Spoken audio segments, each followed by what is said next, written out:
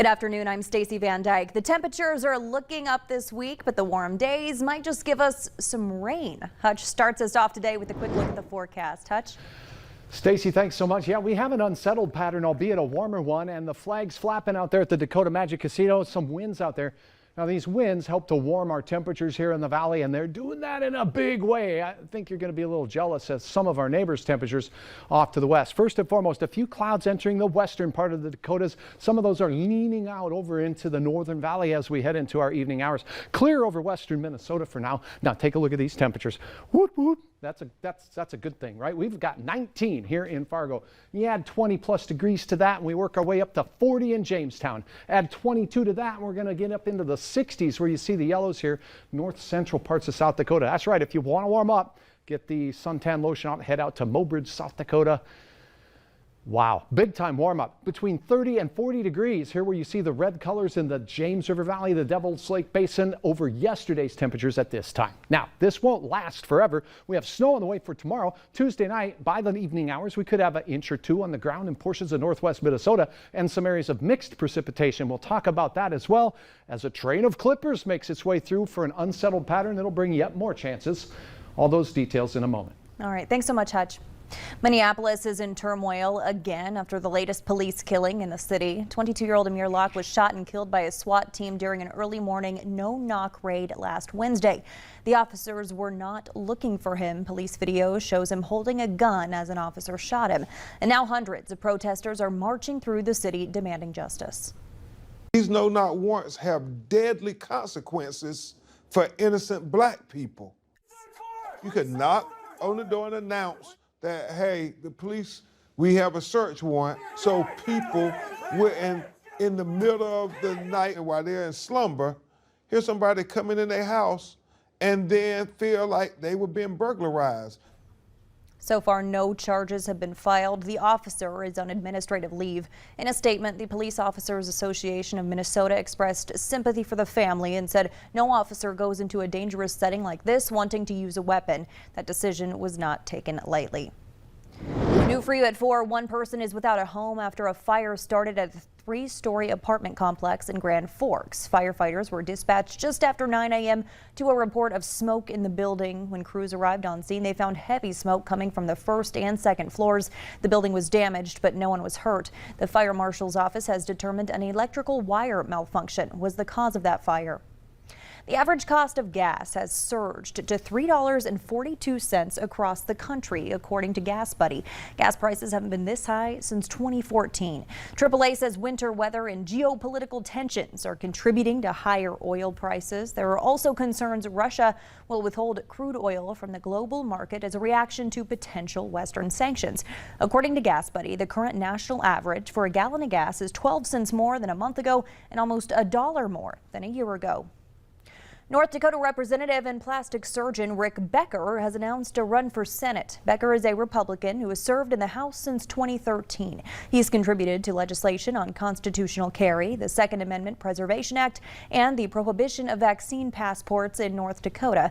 Becker will be competing against incumbent Republican Senator John Hoeven. The 2 biggest pharmacy chains in the U.S. are removing limits on how many over-the-counter COVID-19 rapid tests people can buy. Previously, CVS limited customers to 6 and Walgreens had capped people to 4, whether buying in-store or online. Now, customers can buy as many tests as they like. The CDC is reporting that 212 million Americans are now fully vaccinated against COVID-19. That amounts to 64% of Americans.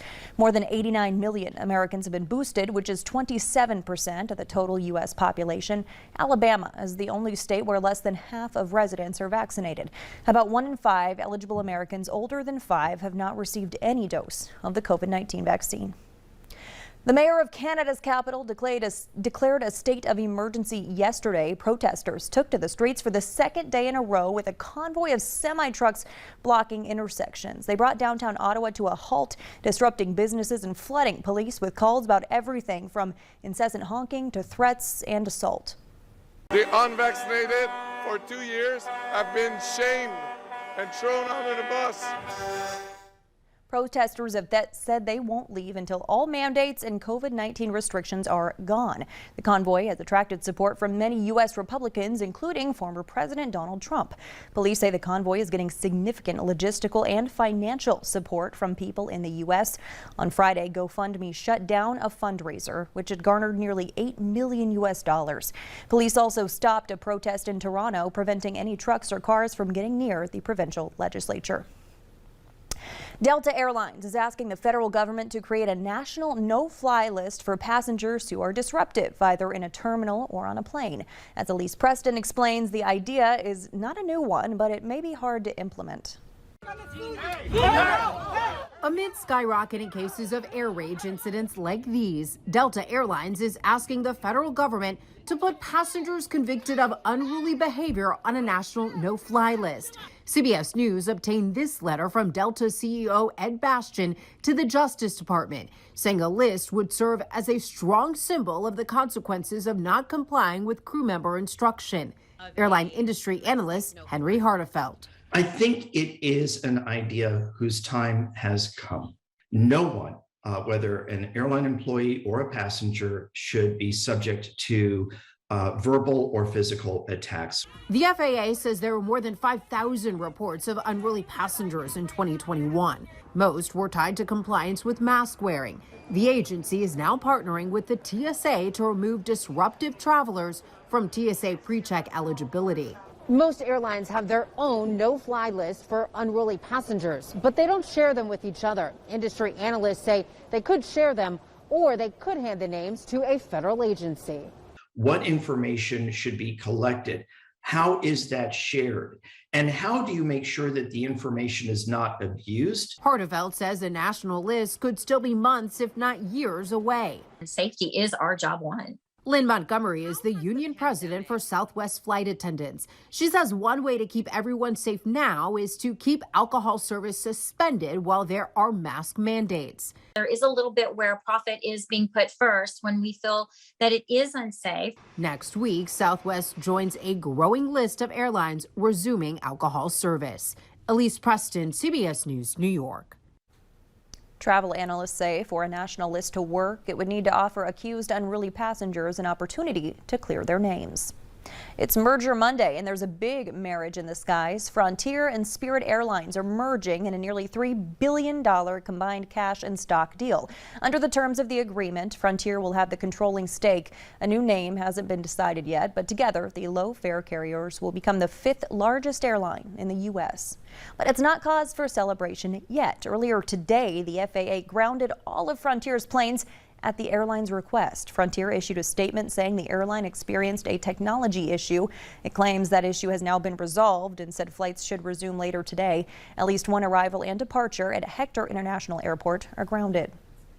A sad update to a story we brought you last week. The young boy who was trapped in a well in Morocco has died. Earlier today, hundreds of mourners carried the coffin of the 5-year-old to where he will be laid to rest.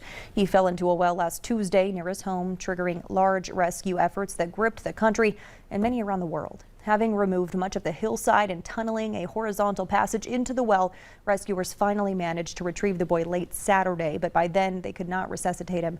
Moroccan King Mohammed, as well as Pope Francis, sent condolences to his parents. The Bison Strides program is partnering horses and humans to help people dealing with physical, emotional, and behavioral challenges. They offer adapted therapeutic horsemanship, a military and a veterans program, plus physical and occupational therapy. The coordinator says she's seen firsthand the therapeutic power of a horse for both the body and mind of participants. So when a human sits on the back of a horse and the horse walks, it moves that human's pelvis as if they were walking. So it can help to pattern the brain and the muscles and give a sort of a pattern of typical walking. We also see enhanced emotional regulation because the horse is really geared in or tuned into our body language and our emotional state. And they're much better at reading that body language than other humans are. Berg also conducts research on the impact of horse and human interactions. If you're interested in participating or learning more, we have all that information on valleynewslive.com. Just click on this story.